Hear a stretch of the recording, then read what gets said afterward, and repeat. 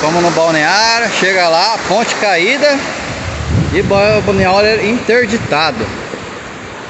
Aí fazer o que? No meio do caminho tinha um escorguinho aqui, cheio de pedra aí, mas tem um lugarzinho ali que dá pra lavar os pés.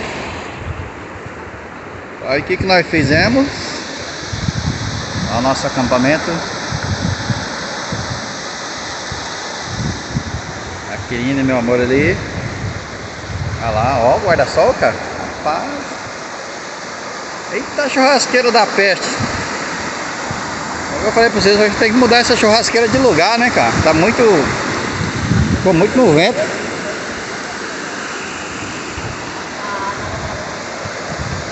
A nossa mesa aí.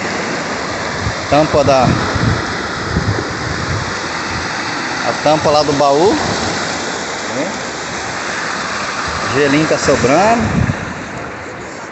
Folinho tá derramando. Foi bem na época. Olha o João aí. Tem que dar uma descansadinha por aqui. À noite tem mais.